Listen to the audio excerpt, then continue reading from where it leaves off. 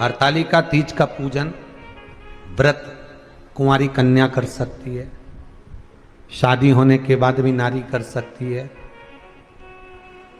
अंतिम अवस्था तक प्राण छूटे तब तक हरतालिका तीज का व्रत नहीं छोड़ना चाहिए। एक व्रत हमेशा याद रखो, एक एकादशी और एक हरतालिका।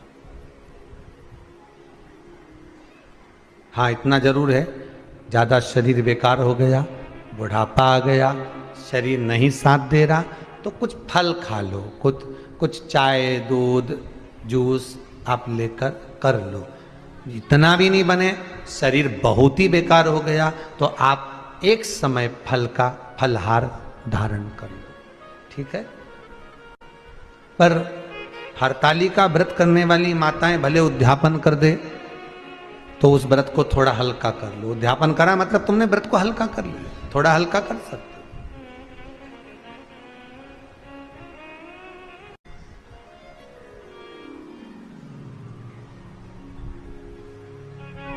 हरतालिका तीज का जो व्रत का उद्यापन करते हैं उसमें 5 चीज रखते हैं ना, 5 कपड़े स्त्री के, 5 कपड़े पुरुष के, 5 तरह का अनाज, 5 तरह का फलहार, 5 तरह का फल। तो 5 तरह का जो फल रखाता है हरतालिका तीज के उद्यापन में, दुनिया के लोग उस 5 तरह के फल को केला गिन ले, पपीता गिन ले, मौसम्बी गिन ले और अनार गिन ले, संतरा गिन ले, सब कुछ गिन लेते हैं, पर उस 5 तरह के फल में धतूरे को नहीं गिनते। पर शिव कथा में वर्णन आता है, हरतालिका तीज के उद्यापन में लिखा हुआ है, सबसे पहले 5 फल अगर गिनना है तो उसमें पहले धतूरे को गिनो, क्योंकि शंकर को वो प्रिय होता है, शंकर उसको स्वीकार कर लेता है। और धतूरा शंकर भगवान को क्यों चढ़ाया जाता है उसका प्रसंग आपको पहले भी कहा, आज फिर कहते हैं। धतूरा जब हम भगवान शंकर को समर्पित करते हैं तो हमारा कोई कार्य अटक रहा होता है, जिस कार्य को बार बार एग्जाम में बैठे हो, बार बार परेशान हो रहा है, बार बार इंटरव्यू देने जा रहे हो, नहीं हो रहा, एक बार धतूरे को हृदय से भगवान को प्रेम से, करुणा सागर मेरे शंकर को दिल से एक बार वो धतूरा भगवान से विनती कर कर उसको चढ़ाओ तो सही, भगवान तुम्हारा कार्य सफल कर देगा। पर दिल से चढ़ाना, हृदय। हरतालिका तीज की पूजन करने वाले को चाहिए कि बालू का, मिट्टी का शिवलिंग बनाना चाहिए। फुलेरा जो बनाया गया है ऊपर शंकर जी के ऊपर लटकाने के लिए, टांगने के लिए, उसके नीचे शिव पार्वती गणेश जी की सुंदर बालू की मूर्ति बना लेना चाहिए, पार्थिव लिंग का निर्माण कर लेना चाहिए। शिव की आराधना करना चाहिए।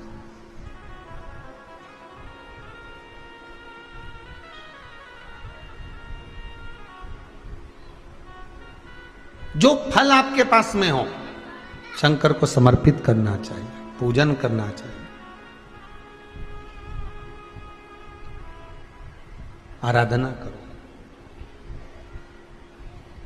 सबसे पहली पूजन हरतालिका तीज की प्रदोष काल के अंतर्गत हो जाना चाहिए, शाम के समय पर। प्रयास करा करो प्रदोष काल के समय पर पहली पूजन हो जाए तो ज़्यादा अच्छा।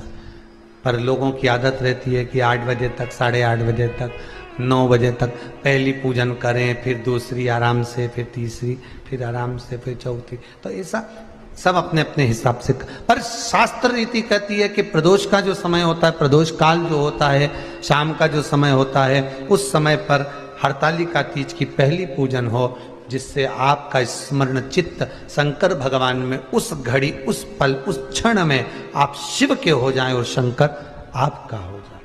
हाँ, अगर किसी के आने में देरी हो,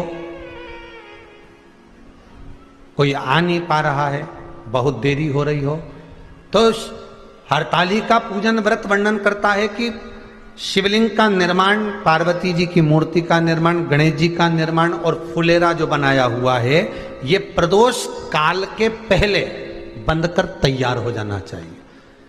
प्रदोष काल के अंतर्गत फुलेरा नहीं बनना, फुलेरा पहले बन जाना चाहिए। और बहुत विशेष बात ध्यान रखिए हरतालिका तीज की, कि शंकर जी का जो अपने स्वरूप बनाया है, पाटे में, थाली में, चौकी पर, चौरंग पर जो स्वरूप बनाया है, वो पहले नहीं रखना है। पहले क्या बांधना है? फुलेरा। पहले फुलेरा बांधिए, उसके बाद उसके नीचे शंकर जी को रखिए। कई अब जो हरतालिका तीज का पूजन करते हैं तो उनके लिए हो गया, अब दूसरे के लिए भी सुन ले।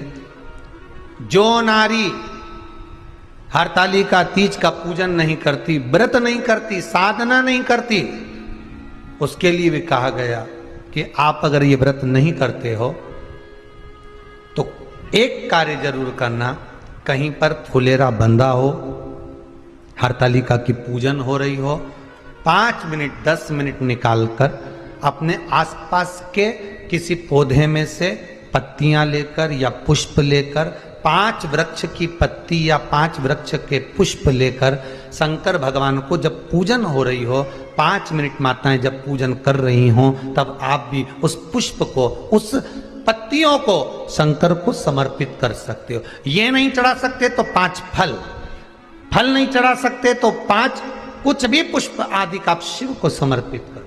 पर क्यों चढ़ाया जाता है, किस लिए चढ़ाना चाहिए? तो कहा कन्या स्त्री अगर मान लो हरतालिका का व्रत नहीं करती, पूजन नहीं करती, आराधना नहीं करती, तो वो कन्या, वो नारी, वो स्त्री, वो पुरुष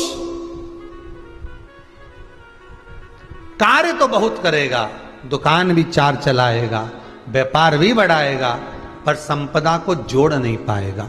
1 रुपए कमाएगा, 1.25 रुपए खर्च वाला काम चलेगा। हस्त नक्षत्र में जो तृतीया पड़ती है, हस्त नक्षत्र के अंतर्गत जो तृतीया का महत्व कहा गया है, वो संपदा को बढ़ाती है, मनोकामना को पूर्ण करती है। इस नक्षत्र के अंतर्गत जो तृतीया आती है वो मनोकामना को पूर्ण कर कर चली जाती है। इसलिए शिव की आराधना के लिए प्रथम माने। हस्त नक्षत्र में किया गया दान, हस्त नक्षत्र के अंतर्गत तृतीया के दिन किया गया पुण्य, हस्त नक्षत्र में तृतीया के दिन किया गया श्रृंगार, हस्त नक्षत्र में तृतीया के दिन करा गया अपना सुंदर सिंदूरा, भगवान का आनंद। 5 तरह के वस्त्र, 5 तरह के स्त्री के वस्त्र, पुरुष के वस्त्र, 5 तरह का फल, 5 तरह का अनाज, ब्राह्मण को बुलाकर ब्राह्मणी के साथ आप या तो ब्राह्मण से उद्यापन करवाएं या फिर आप स्वयं भी करते हैं तो शिव को समर्पित करके ब्राह्मण और ब्राह्मणी को भोजन कराकर वो भाग प्रदान करें। यही हरतालिका तीज के उद्यापन का वर्णन आता है। सुंदर भाव से हरतालिका माता आप सभी की मनोकामना पूर्ण करे। हर हर महादेव।